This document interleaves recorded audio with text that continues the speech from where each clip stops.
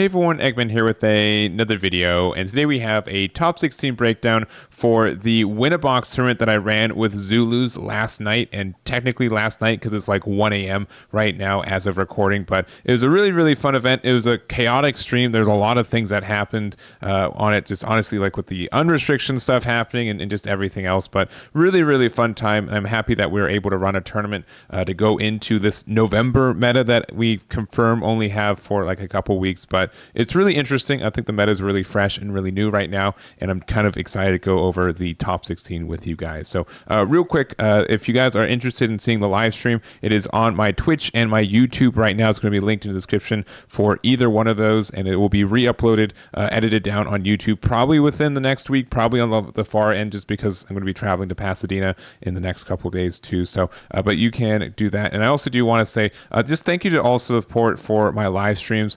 For YouTube, I have 3 new members. We have Taylor, Lotzer, and the Bees. Thank you very much for the memberships. I do personally appreciate that. But also on Twitch, we literally just hit partner this week, and by this week being like in the last 12 hours. So that was a really big accomplishment for me. I'll make another video going over it, but from the bottom of my heart, thank you guys for all the support and getting us there. It means a lot to me, and like just truly thank you very much. So we're going to jump into this top 16 for this event. We had 5 Charlotte Katakuri, 3 of the new Dofi, and then 1 Kinemon, which ended up winning the event, 1 Eustass Captain Kid, 1 Arlong, which I'm really excited about, 1 Trafalgar Law, 1 Donquixote Doflamingo blue one, 1 Queen, 1 Magellan, and a blue Crocodile as well. So honestly, really diverse. This was a 64-player tournament, so 6 rounds of Swiss. Nothing I would say, too high level at the same time too. It is kind of like a large locals, like a mega locals kind of event, but I do think it gives kind of an idea of what people are thinking about going into this next meta and just kind of the ideas for it. I know a lot of people think Katakuri is best deck in format, and it did,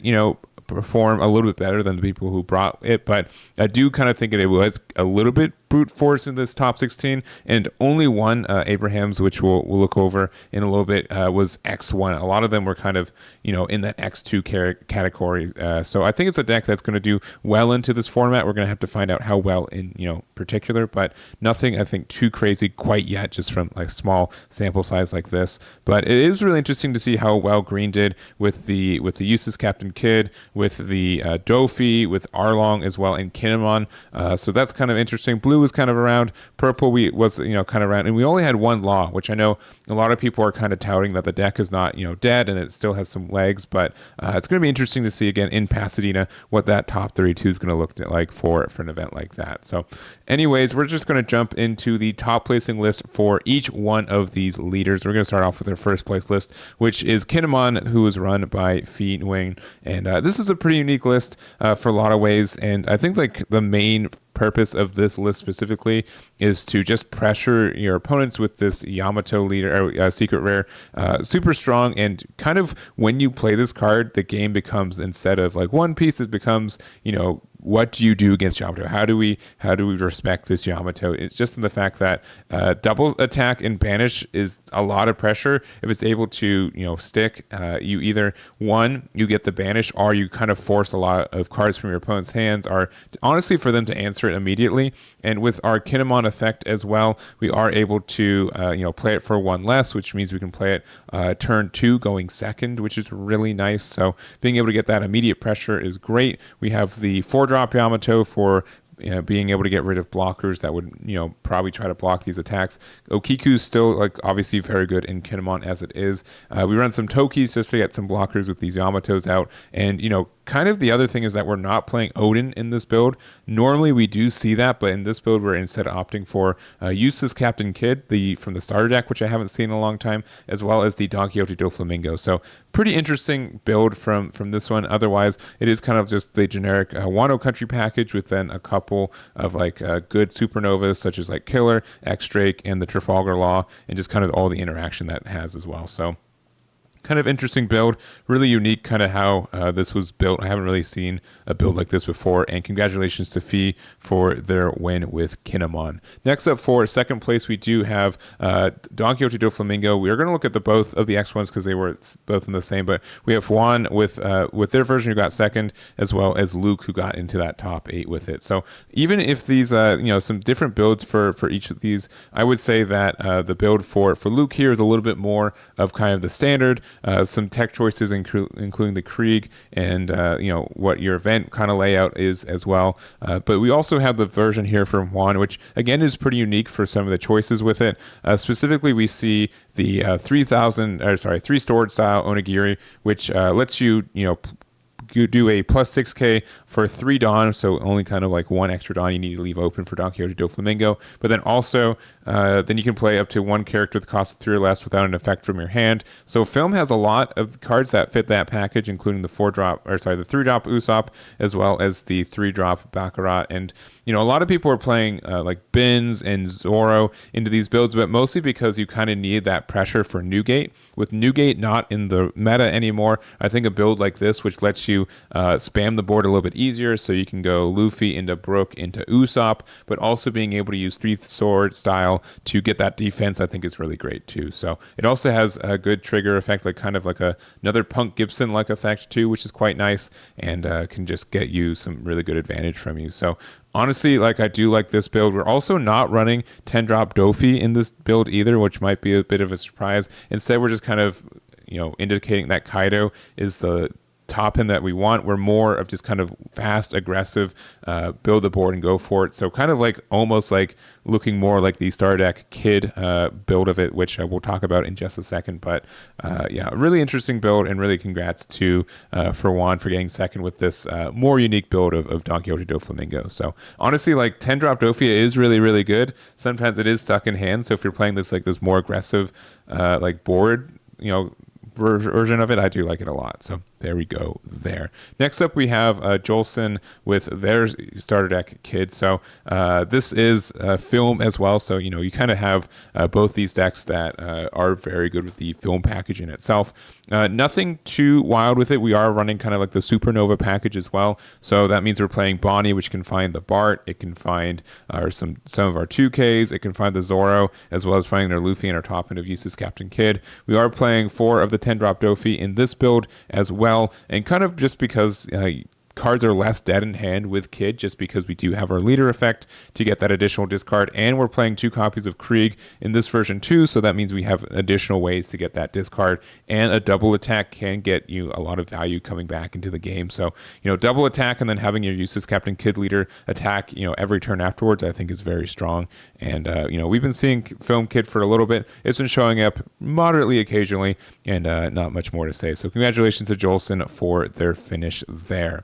Next up, we have Katakuri, and I know that Katakuri is kind of what a lot of people thought is going to be the best deck in the format, and honestly, I still think it is in a lot of ways. But going back to this, a lot of people were on it, and then a little bit overperforming based on that percentage of people on it as well. But I do think it's a strong deck for what it is. It didn't get affected by the meta, and I do think that reds were kind of some of the things that were keeping in check. If you consider the deck that you just kind of go to your top end, obviously 10-drop Big Mom is a very good card against a lot of decks and a lot of kind of control strategies. I think this kind of just means that, with this around a lot of decks, and we saw already with the Film package, are kind of shifting to more of the mid-range kind of tempo style, and whoever can kind of develop the best tempo kind of does very well. So that's kind of the build here. You notice that there's no copies of the 6-drop Sparrow. Instead, we just have the Randolph, and we do have the more greedy top end of 2 Linlins, 2 Katakuris, 2 Yamatos, and the 4 10-drop Linlins. And when there's less aggression, and when we don't have to worry about Newgate, these vanillas, you're going to see a lot of people, I think, take them out for more of just the better value cards, and kind of maybe the greedy top end, because we can get there more consistently. And I think this deck kind of shows a good adaptation to that as well. So this is the list from Abraham, and congratulations, Abraham, for their top finish with Katakuri. Next up, we have Arlong, and I'm a big fan of this guy right now. It's probably my favorite build for favorite leader into this newer format that we have, and this is Daniel's list, who is able to get a top 8 finish next one with this one. And what's also kind of fun about this too is that this build is a lot different than the build that I run. I kind of lean more into some of the East Blue cards. I think that the Karubi is like one of the best cards in this deck, I feel like, and I do like running the Jin as well because it does have a lot of good interactions with a lot of different decks that kind of like to, again, kind of keep it as tempo. So being able to run those cards I kind of like, but this is, very low to the ground. We have our Paris Bearers, our Peckhams. We have Cracker, Smoothie, and Sanji. And honestly, Sanji is probably the best card that Arlong got from this new set. Being able to play it for free is great. The fact that it's a blocker is great. The fact that you can play it off of your life, I think that's a really good spot for the deck as well. We are playing like Django, we're playing Law as well because this does get you some good 3-drops, which is probably why we play Peckhams, just to put it back into our hand or being able to bounce into that too. So it just means that we can kind of convert our Charlotte Puddings into like bigger bodies, which is kind of nice. And then we again like our top end Katakuri and Yamato. I do like 7-drop Linlin as well if you do need like a budget option. I think it's better than Katakuri in a good amount of situations, especially since if you go first a lot, that's really helpful. And then we also have the Heavenly Fire. So add what to one of your opponent's characters, cost 3 or less to the top or bottom of their life face up. And then also trigger, you may add 1 card from the top or bottom of your life to your hand to add 1 card from your hand to the top of your life. So interesting card, but being able to stack cards into our life, I think is very strong. And also being able to potentially, like put the card into your opponent's life and then later use Yamato to get the removal, I think is very good. So honestly, if you think I could see if you find like Film like a very tricky kind of deck to deal with because of their 3-drops, this could be a really good way to kind of mitigate like the Namis that they have. So that's the build here. Congratulations to Daniel for their top placing with Arlong. And then we also have Adrian with Trafalgar Law. And this is like a Wano build that I've been seeing kind of populate a little bit. We're kind of switching out our red 1-drops for more of like the Momo, which also has some good search targets in the Komichio, which is a 1-drop 3K, so kind of like the Sunny. We have Cat Viper, we have Okiku, which is a pretty good card just to play on turn 2 in a lot of ways, kind of like another version of Zoro and kind of that. So I've seen this build kind of interesting. You also run like You Can Be My Samurai, which means this converts into a draw 2. Which is nice if you have like your pieces out already. You need to get that draw 2, and then you can kind of use your leader bounce effect to shambles into Law to bounce back the other thing to play something else. So I think that's some good value for you as well. We also do have like the Film Gordon, which I do, in set 1, I like this card a lot. Sometimes you just play it out because it does get some cycle and can maybe help you find the piece you need. But yeah, it's kind of where it's at. I know a lot of people have been testing Law with the new restrictions, and I've been seeing some really creative builds, and I think this is one that we've seen. So congratulations to Adrian for their finish there. Next up, we have our kind of blue or decks and blue and purple, but we have Holden Miller with their Donquixote Doflamingo. Nothing too crazy with this one. There's no 10-drop, so we just kind of stopped at the 9-drop Mihawk as our removal engine, but this is pretty good in most of like the tempo decks as well. And if we do kind of shift into more and more of just how much tempo is needed, I think like blue has the potential to have a lot of the good tempo in it. The Draco Mihawk Soul King's also very good for just playing a body and getting that removal, which is really nice. But we're not seeing it in this build. We're seeing more, I would say, of just like the pure, like this is almost like this is strictly almost like an OP01 version of the deck. The newest cards, we have the Jinbei, we have the Gecko Moria, which is a 4/6, which is quite nice still. And then also like the Red Rock as well. We also have like Marshall D. Teach, which I haven't seen in a Donquixote Doflamingo deck in a long time, but it does, trade well into like, Red had a lot of really good on plays and cards with Rush, where Marshall D. Teach didn't really feel like it got a lot of value. But with that kind of gone, I think there's some good ways to play this card and get some value too. So this is the list here. Not much more to say, but congratulations to Holden for their finish there. Next up, we have Garrett with their copy of Queen. And I honestly, I really do kind of like Queen as a deck, but I think it's kind of in a rougher meta. I know that Red was a bit of a tough thing. Honestly, it's like Trafalgar Law, I think, was the one that was the hardest matchup for this deck. And I think of the 3 decks, I think Trafalgar Law is probably the one that's going to be around the most. It had a really good matchup into Whitebeard. Zora was, I think, a 50-50 sometimes. But like Katakuri is a really tough matchup for this deck. Green Purple Dofi can like stun you with 10 drop and prevent you from healing for a turn, which is really dire. And I think that there's just a lot of kind of potential bad matchups for this deck. But it also, if you're able to get it going and keep the heal train going, you also feel like you're just unstoppable at the same time. So it's kind of in a weird spot. I think that Garrett's build is pretty standard for what we're seeing. I really do like the Peronas. I like having just a 1-drop to be able to 1-drop and then play Katakuri and then still get the heal for the turn. And then I kind of know what my heal is, which is kind of nice.